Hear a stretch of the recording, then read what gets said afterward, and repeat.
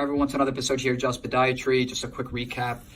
This patient presented to the hospital with an ulceration and gangrene to the forefoot.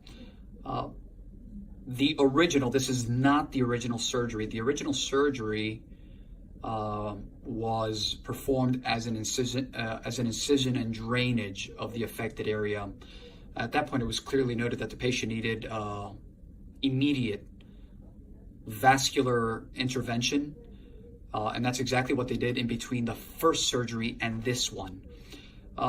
We decided to perform a transmetatarsal amputation, which is this day here. As everyone can see, Dr. Fernandez already marked the spot down here where there's non-viable versus viable tissue. And this is the day that they actually performed the TMA, okay? And then I'm gonna go ahead and tie this into today's video, and I will show you guys what it looks like today. Okay. Good morning, everyone. Welcome to another episode here, Jaws Podiatry. This is the gentleman that that Dr. Fernandez performed a transmetatarsal amputation. We already presented this case on our social media platforms. I presented it here in the office because we were not able to bring in the video into the operating room. It's been 15 days since the procedure, and I wanted to give everyone an update. So, these transmetatarsal amputations, we were just talking with the patient and with the wife who's here also present, how delicate these procedures are.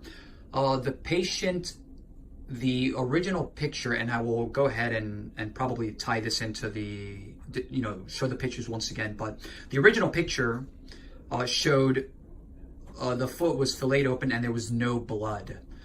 After that first surgery, the vascular surgeon went and maximized him from a perfusion standpoint. In other words, the plumber, we call them the plumbers, went in there and did and performed what he needed to do to get more blood to the area. Once we confirmed that, then Dr. Fernandez went back in and performed the transmetatarsal amputation.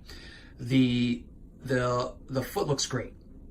Okay, the foot looks great. These are very, very tricky, especially with patients who are diabetic. The patient is diabetic and he has severe vascular disease. Okay, so I want to show everyone here. So everything looks great from here to here to here to here. The only little area that is sort of expected when we do these TMAs, I hope it's only this little part. This is what we call, there's a little bit of necrosis. This area of the skin, the black area, is necrotic tissue. It's not living. But underneath, there is healing.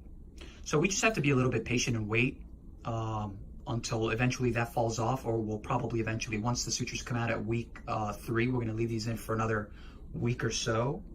Then we'll decide if we can just remove a little bit of that black tissue.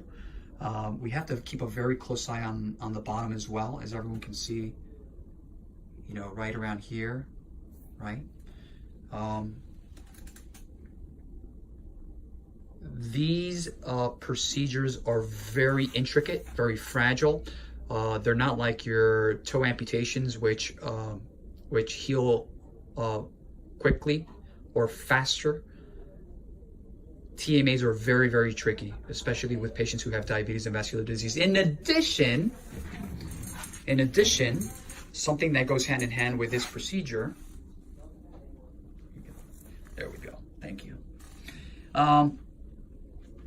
is a procedure that we call a gastrocnemius recession.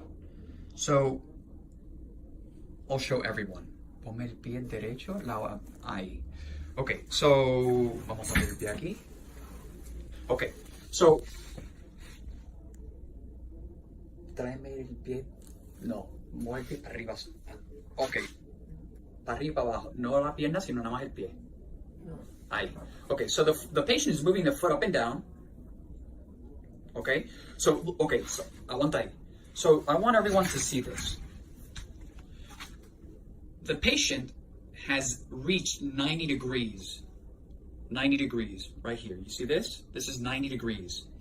If Dr. Fernandez did not perform this procedure, which is essentially releasing the Achilles tendon, right? The patient would be, right there. That would be the problem. That would be the problem. So this procedure was performed for the patient to reach 90 degrees right there. So that when he starts to walk, he's going to be able to clear the ground and not fall forward. That's the reason why that procedure was done. Very interesting case. But our goal right now, like I said before, is to make sure that everything heals. That little area we're going to keep a close eye on. But again, if anyone is wondering how is he going to walk, he will be able to walk. We have, I've said it before, the Dorthus. He's the biomechanical magician here that does all of our custom shoes. He will be able to walk with a custom shoe with a filler. A filler, I mean that if, you know, the custom shoe is to here or maybe even to here normally, they fill this area with a special material, a very foamy material that is custom, so that he can ambulate. So there's a couple of ways, and we usually leave that up to the podorthist to make that decision, whether, you know, he'll be able to wear a shoe like that, a normal one, or